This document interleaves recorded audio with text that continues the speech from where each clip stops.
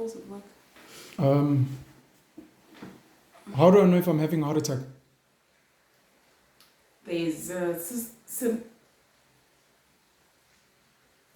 Wait, please stop, please stop. Stop what? I'm losing my wording. Symptoms that you'll experience. Stop what? Recording. No, don't worry about the recording. There's nothing wrong with forgetting wording. Okay. Chest pain. I think what's gonna be dope in the making of the videos is being yourself. Like And how you're we like, go in the kitchen. and you're like, I don't know. Like, I really don't know. I'm actually gonna have to go check. Okay. That's gonna build a proper authenticity, I believe. Okay. Than trying to have all the right answers. And right words. For some people, when you have all the right answers, you start coming across as like scammy. No. Oh, she knows everything. Sorry, how do you get a heart attack? Chest pain. They used to describe it as you holding your fist like this, directly on top of your chest or your heart, and with the other hand pressed on this fist.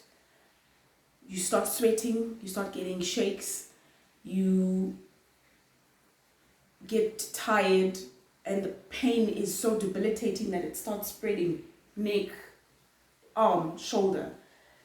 Yeah, that's how they describe it. But interestingly, it tends to mimic symptoms of anxiety attack. That's why they're so close. You're saying a fist on your chest being pushed down. Yes. So for a normal person, Stabbing pain.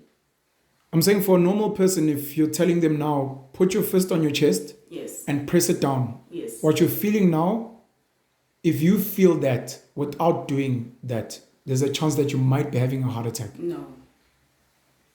There has to be the other things as well. Sure, I hear you, but I'm just saying as a start.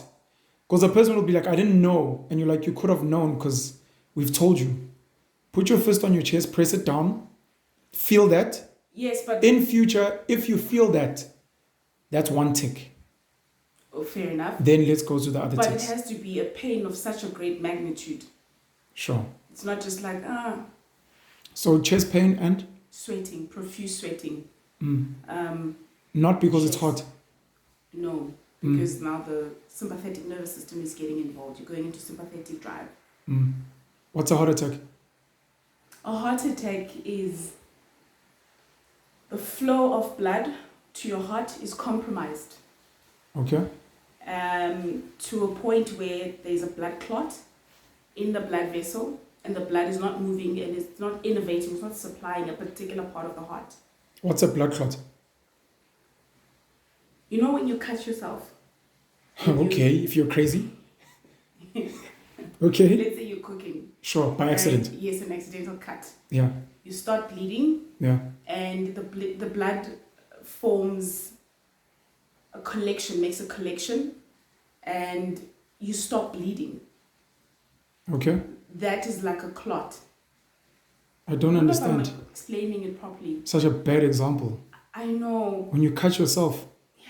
Is a blood clot like a blockage? Like a... It's meant. A clot has a function. So your blood cells are made up of different things. Okay. Red cells, white cells, platelets, and I'm struggling to explain this. It's fine. Keep going. No, we can't keep going. Why not? No, you have to stop. You're nervous about the filming. I'm nervous. This thing is in my face. If it could be behind you and I'm just talking to you. Now I'm thinking about what I'm saying and what other people are going to be reading or listening to, and they're going to be like, this is so shit. But we're gonna get better. I'm so gonna upload this video. You can't. Watch. Please don't. I'm asking you nicely. Let's finish the blood clot. What's a blood clot? A clot is like a blockage. Okay. Okay, so blood vessels. Like traffic. Blood is moving nicely in the blood vessel. So the blood veins are like the highway. Yes. And the they blood are. moving is like the cars on the highway. Yes. Okay. They are. What's a clot here if we're looking at cars on a highway? Congestion. Traffic. Traffic. A So blood you're clot trying is to traffic. You're trying to get to Pretoria, you're in Johannesburg, and then in Midrand, there's a bad roadblock. Always at Ellendale. Always at Ellendale. At Ellendale. There's a blood clot at Ellendale. Now, Allendale opens up into Midrand and everything that side. Yeah. When you have a heart attack, the traffic going into Midrand, I'm getting nervous. I'm sorry, please, we have to stop this. I'm just letting you know I'm going to upload this video. You can't. So you need to fight through. Please stop. No? I'm asking you nicely to stop. That's fine. Why am I want you to watch this video in future and be like, oh my gosh.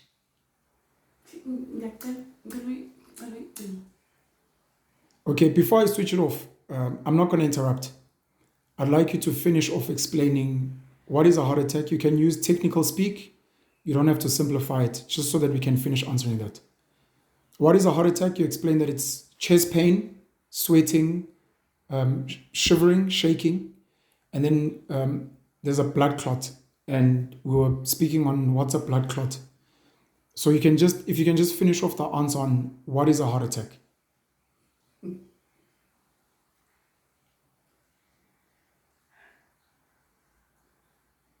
The heart is made up of different parts, and every single part of the heart needs to be supplied with blood for it to carry its function and for you to survive.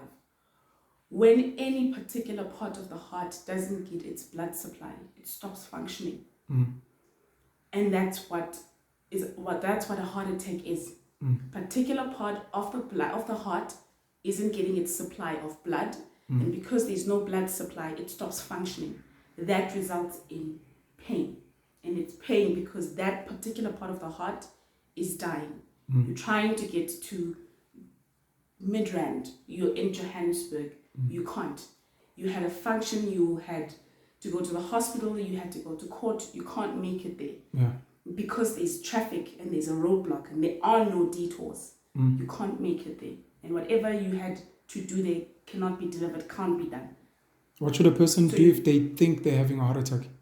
Go to the nearest hospital, clinic, or hospital. You don't call someone immediately? Well, because the pain is so debilitating, you don't have the time to take out your phone and call someone. Ideally, if it's at all possible, there's people around and they can call for help. How do you minimize the chances of getting a heart attack? Lifestyle. Okay. Lifestyle, eating well.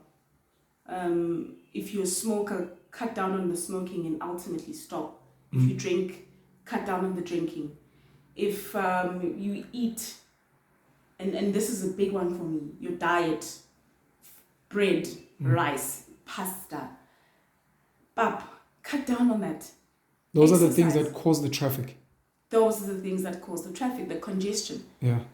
Because you are inhibiting the heart from doing its normal, or from performing its normal functions, because you keep on adding all these layers. You're making your heart have it to work that much harder. Blood supply becomes so sluggish that it ultimately causes this clot, the congestion. Just eat better. Eat better, work out, exercise, improve the circulation in your blood, in your system. Just work out. It doesn't have to be a lot, just a little bit. Thank you so much, Dr. B. Why did you get into medicine? This is my favorite question. I love answering this. Two things. One, I was very inquisitive. I loved asking. I was that annoying girl. I think I still love asking even now. And then there was a show called Days of Our Lives. Of course. Abo Bone, Abo Malena. Malena Evans. Dr. Malena Evans and Ulrich Stefano De Mer. Doc. I was like, that was The Bold and the Beautiful. It was the Days of Our Lives. Malena and Ridge. Ridge wasn't the Bold and the Beautiful. Ridge Forrester. Doc was Taylor. Shit, you're right. It was John. John. So embarrassing. So embarrassing. You're right. Sorry. So you'd watch soapies. Yes. And I used to love that she had that office and people would come to her and ask for help. And I think she was actually a psychologist, if memory serves me, or psychiatrist, whatever. That and my sheer curiosity for all things, and particularly when it came to the human body and understanding my own body, I was like, I want to know more. Why does this happen? And not only did I want to know more for myself, I wanted to know more for other people, so that when they ask, I have the answers. And that then blossomed into wanting to help people. If I have all this knowledge, then I can make you feel better because I know better. Do you think you're the best doctor in the world? No, definitely not. Why not? I don't think I invest enough into medicine.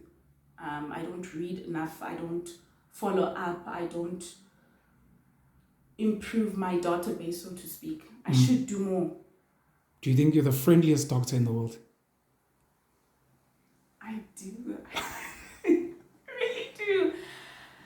The thing is that I enjoy my job.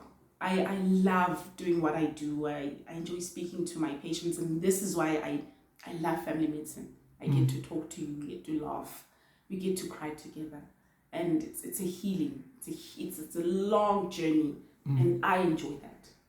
And part of that is being friendly. Thank you.